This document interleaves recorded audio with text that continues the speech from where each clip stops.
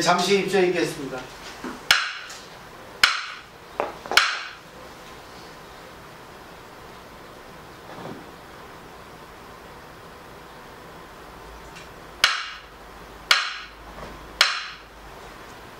네, 반갑습니다. 네. 오늘도 또 와 주셔서 감사합니다. 자, 오늘은 부처님 가르침이 이제 얼마나 위대하고 얼마나 이게 근본적인가 하는 것을 이제 한번 배워보는데, 요즘 이제 그 의학 또 심리학에 의해서 마지막에 이제 부처님 가르침에 의해 가지고 이제 증명을 하는 거예요. 그러니까 불교는 현대에 맞게 설명이 되면은 불교는 사라지는데, 현대에 맞지 않게 부처님 가르침을 설명하니까 불교가 자꾸만 이렇게 도태되고 낙후되는 것 같은 느낌을 받거든요. 그래서 오늘은 이제 제가 좀 정리를 했어요. 의학 박사가 쓴 인간의 마음에 있어서 불안이라고 하는 그런 감정은 왜 생기는가. 그리고 이제 두 번째는 그 심리 카운셀러 말에 의해서 불안한 마음에 있는 사람하고 관계할 때 관계하는 법, 결국은 불안이라는 것은 어떻게 나오는가. 자, 한번 그걸 제대로 이렇게 알아보는 거죠. 이걸 통해 가지고 한번 오늘 공부를 많이 해보시고, 세상 살아갈 때 불안이라는 것은 아무것도 없다, 정체가 없다는 걸 이렇게 분명히 아셨으면 좋겠어요. 자, 오늘 그 이제 읽어보죠. 전하연보살님. 일단은 의학 박사 내용을 먼저 읽어보고 좀 정리하고, 그다음에 이제 심리 카운셀러 말을 이렇게 읽어보고, 그다음에 이제 마지막에 정리하도록 하겠습니다. 사람은 왜 불안에 휘둘리는 것일까? 의학 박사 오노 유다가 사람은 왜 불안에 휘둘려 버리게 되는가? 마음에 침잠하는 불안에 피곤하지 않기 위해서는 어떻게 대처하면 좋을까? 우울증이나 불안에 대하는 인지요법으로 알려진 오노 유다가 박사에게 이야기 들어본다. 불안은 필요한 감정. 불안이라고 하는 것은 우리들이 뭔가 위험한 일이 일어날 것 같다고 느꼈을 때 일어나는 감정이다. 그 불안의 감정은 척두역 내측에 있는 편도체에서 생기고 있다. 편도체는 신경세포 덩어리로 원숭이에게도 구비되고 있다. 그런데 불안의 감정이 없어지면 어떻게 되는가? 편도체를 물리적으로 손상시킨 원숭이가 어떠한 행동을 하는가를 실험하는 실험이 행해졌다. 눈앞에 뱀을 놓아두자 원숭이는 손으로 잡아먹거나 다른 무리 속에 넣어도 두려워하는 일 없이 태연하게 돌아다니기도 하는 것이다. 원숭이가 위험한 행동을 한 것으로도 알 수 있듯이 편도체는 미래의 위험을 예측하고 불안의 감정을 알게 해 그 위험을 알게 해주고 있다. 불안은 우리들의 몸을 지켜주기 위한 소중한 마음의 경보기인 것이다. 인간이 불안을 느끼는 요소는 세 가지. 1은 예측한 사건이 위험한가? 2는 위험한 사건을 자신의 힘으로 대처할 수 있는가? 3은 자신 주위의 지원을 받을 수 있는가? 예를 들면 자신이 뭔가의 자격시험을 받으려고 한다. 앞의 세 가지를 적용하면 시험이 어려울지도 모른다고 하는 불안, 시험에 대해 자신의 실력이 부족하다고 하는 불안, 또 주위의 지원, 가족, 친구의 협력을 기대할 수 없다고 하는 불안이 된다. 그렇지만 불안을 느끼는 법에는 상당히 개인차가 있다. 아까 같은 경우에도 불합격이라고 하는 위험을 회피하기 위하여 열심히 공부하고 주위 협력도 얻을 수 있는, 그런데도 불안을 불식할 수 없다고 하는 사람도 있지만, 다소 불안은 있어도 어떻게 되겠지라고 느긋하게 맞이하는 사람도 있다. 사람에 의해 차가 있다. 불안을 느끼는 법의 차이는 편도체의 작용의 영향을 받고 있고, 어느 정도는 태생에서 정해지고 있는 면도 있다. 막 태어난 아기에게 시험한 미국의 실험에 의하면 귀 가까이에서 손을 두드리거나 얼굴에 바람을 불러일으켰을 때 불안을 느껴 앙 하고 울기 시작하는 아기와 전혀 신경 안 쓰는 아기로 나뉘어지고, 그 기질은 어른이 되어도 이어진다고 한다. 그런데 그 기질이 전혀 변하지 않는가 하면 그렇지 않다. 불안과 마주하고 극복해가는 것으로 적도로 마음이 안정하는 위치를 찾기 시작할 수 있게 된다. 불안을 너무 느껴 마음대로 행동할 수 없는 환자에 대해 나는 먼저 무엇을 고민하고 있는가, 어떤 것을 불안으로 느끼고 있는가를 구체적으로 찾으면서 그것에 대하여 환자 본인이 어떻게 자신이 대처할 수 있는가를 같이 생각해간다. 환자 중에는 불안이 너무 커서 무엇에 불안을 느끼고 있는지 모르는 분도 많다. 그러한 분의 경우는 불안의 정체가 명확하게 된 것만으로도 불안이 가볍게 되는 일도 있다. 그래도 해소되지 않는 사람에게는 명확하게 된 불안을 극복하기 위한 대처법을 같이 생각하고 무리 없는 범위에서 조금씩 현실에 나아가 그의 대처법을 시험해보고 정말로 걱정하고 있는 일이 일어나는가를 확인해본다. 이런 것을 거듭해가면 자신감이부터 불안이 옅어진다. 스스로가 불안을 극복하는 경험을 거듭해가는 것으로 그것이 자신감이 되어 점차적으로 불안증도 개선되어 간다. 적도로 불안을 느끼는 일은 소중하다. 불안을 무리하게 없애려고 하지 않고 잘 컨트롤해간다. 그렇게 하면 불안도 자신의 좋은 아군이 된다. 여기까지 때 일단 이 불안에 대해서 그 의학 박사가 정리한 내용이죠.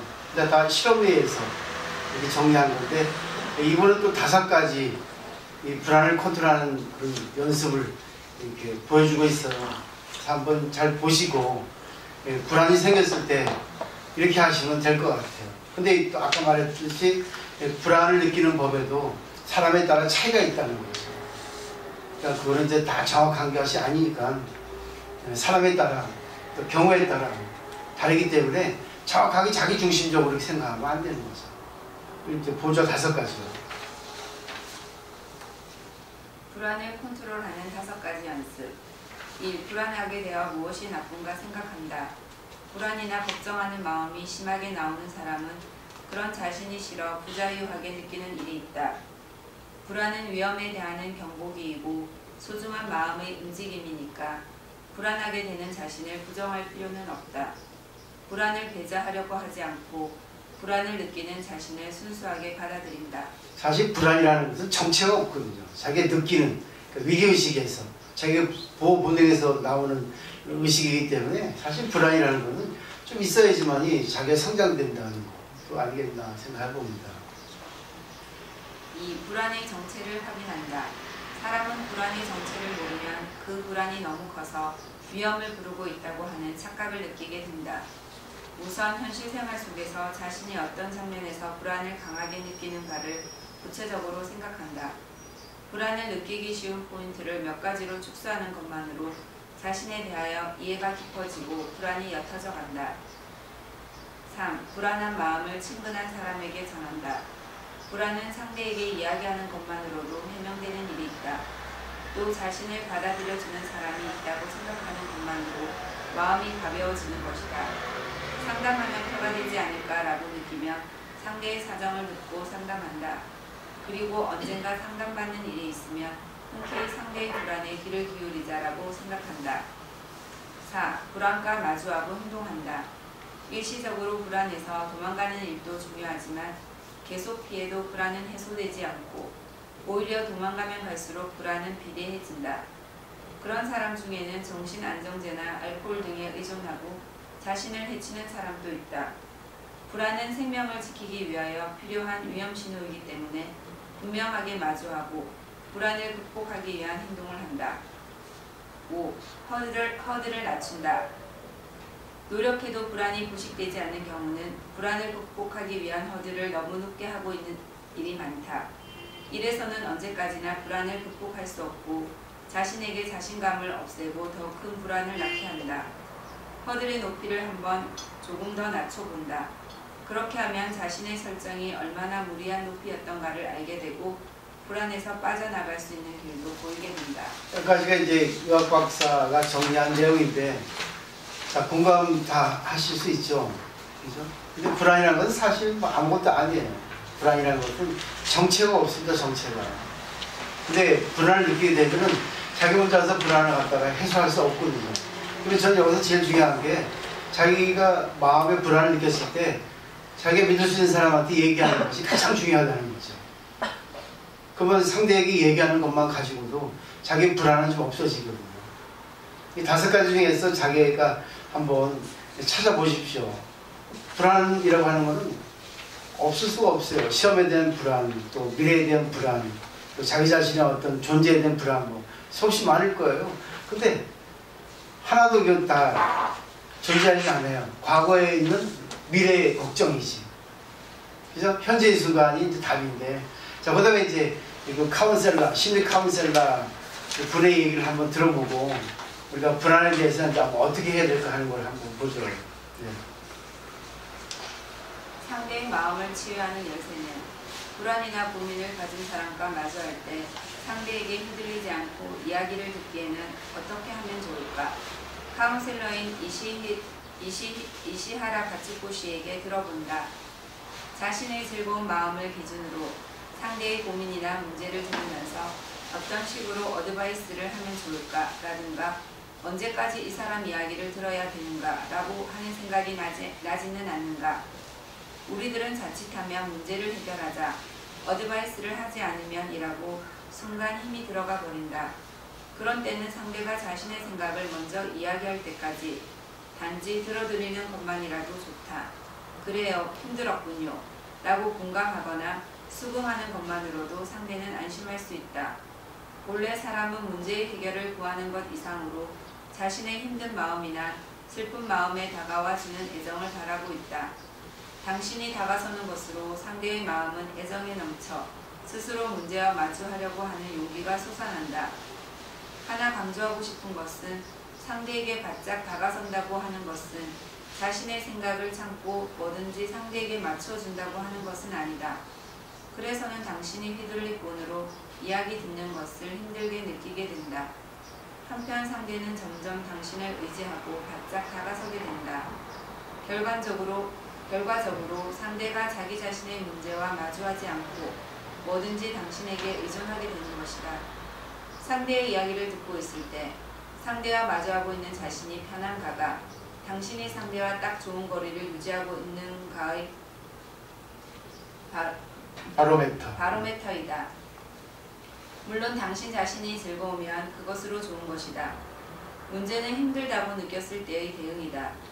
구체적인 방법은 여기까지라면 기분 좋게 마주할 수 있다 라고 생각하는 시간을 정하고 그것을 상대에게 분명히 정하는 것이다. 몇 시에서 몇 시까지면 괜찮아요. 오늘은 사정이 안 좋지만 다른 날은 괜찮아요. 라고 하는 식이다. 분명히 전하는 것은 좋지 않은 것이 아니다. 힘들다고 느끼면서 언제까지나 상대와 마주하고 있는 것이 오히려 자신의 생각도 상대도 무시하고 있는 것이 된다. 이야기를 전부 들으려고 하는 것이 아니라 중간에 응대하는 법을 해준다. 제한 없이 이야기를 듣지 않아도 되면 즐겁지 않을까. 자신이 정한 시간이기 때문에 그 사이는 상대와 분명히 마주하고 정중하게 관계할 수 있을 것이다. 과잉 걱정은 요주의. 신경 써야 하는 것은 이쪽이 과잉으로 걱정하는 것이다. 그때 이야기 그 후에 어떻게 되었어요? 상담받지도 않았는데 이쪽에서 결과를 구하게 된다. 일견 좋은 사람처럼 보이지만 실은 당신 자신이 상대에게 대해 내가 없으면 안 된다고 하는 메시지를 보내고 있는 것과 같다. 걱정이라고 하는 형으로 상대와 연결하고 결과적으로 서로가 의존하는 상황을 만들어버리는 것이다. 사람과 마주한다고 하는 것은 당신이 자신을 편하게 하는 것을 배우는 찬스다. 상대의 상황에도 의하지만 고민하고 있는 사람을 향해 같이 힘내자가 아니라 편하게 하는 편이 좋아요 라고 고민하고 있는 상태. 그것을 통째로 인정해 드린다. 그것이 상대를 사랑하는 것이고 무엇보다도 당신 자신을 사랑하는 것이기도 하다. 상대의 고민이나 문제를 해결하는 방법을 찾을 필요는 없다. 당신이 어깨에 힘을 빼고 릴렉스한 상태로 마주한다. 그것만으로 많은 사랑이 상대에게 전해진다. 여기까지가 이제 의학 박사 말씀하고 심리 카운셀러 말씀이에요. 다시 이제 1페이지 넘어가서 한번 쑥 보죠. 1페이지에 보면은 의학 박사가 말씀하시는 그 내용이 불안이라는 것은 지극히 그 인간이 살아있으면 나오는 감정이고 불안이 없으면 우리가 살아갈 수 없다는 거죠. 불안이 있기 때문에 조절할 수 있고, 불안이 있기 때문에 자기가 컨트롤할 수 있는 능력이 생긴다는 거니까, 결국 불안이라는 것은 나를 성장시켜주는 하나의 요소라고 이렇게 생각할 수 있겠죠. 그렇죠? 또 이거 보세요. 1페이지 보면 인간이 불안을 느끼는 요소는 세 가지라잖아요. 거기 보면은 전부 자아가 있기 때문에 내가 어떤 관계를 할 때, 사람하고 관계할 때, 직장에서 일과 관계할 때, 그때 내 생각대로 안 될 때, 자기가 조금 이렇게 위의식이 느꼈을 때, 내가 또 어떤 일에 대해서 할 수 있나 할 수 없나, 상대를 내가 마음대로 이렇게 사이좋게 관계할 수 있나 없나, 아니면 상대가 나에게 뭐 호감을 갖지 않나, 상대가 나에게 좀 이렇게 무시하고 나를 어떤 억누를 할까, 그래서 오는 것이 불안이에요. 그러니까 결국 불안은 사실 정체가 없는 거죠. 내 입장에 생각하는 거지. 근데 불안이 있어서 사실은 내가 나를 갖다가 배울 수 있는 찬스라고 하는 거 여기서 얘기하고 있잖아요. 근데 이 페이지 넘겨보세요. 그죠? 사람에 따라 차이가 있죠. 그래서 이 불교를 신앙하는 것은 그 이유가 내 입장만, 내가 살아온 어떤 그런 체험의 잣대만 가지고 이것이 정답이라고 생각하면은 불안이 커진다는 거죠. 왜? 사람은 누구나 다 호감받고 싶어하는 의식이 있거든요. 왜? 심리학에서 자존의 이론이라는 것이 있듯이 내가 최고, 내가 아름답고 내가 잘났다는 생각을 갖고 있거든요. 기본적으로. 근데 내가 상대에게 미움을 받거나 상대가 나한테 이렇게 좀 호감을 갖지 않는다면 불안하게 되는 겁니다. 근데 사실은 그게 찬스예요. 저 사람이 나에게 그렇게 호감을 갖지 않는 이유를 볼 때 원인을 찾게 될 거 아니에요. 그리고 또 더 나아가서는 신경 쓸 필요 없습니다. 나하고 상대는 다르기 때문에. 성격, 기호, 가치관, 모든 것이 다 다르기 때문에 쓸데없어요. 쓸데없는 걱정할 필요 없다는 거죠. 그래서 이제 이거는 이제 심리적으로 또 의학 박사 말에 의해서 이렇게 얘기된 거고, 또 3페이지 보면 이제 5가지 있죠. 여기서는 5가지 중에서 어느 게 제일 마음에 와 닿아요.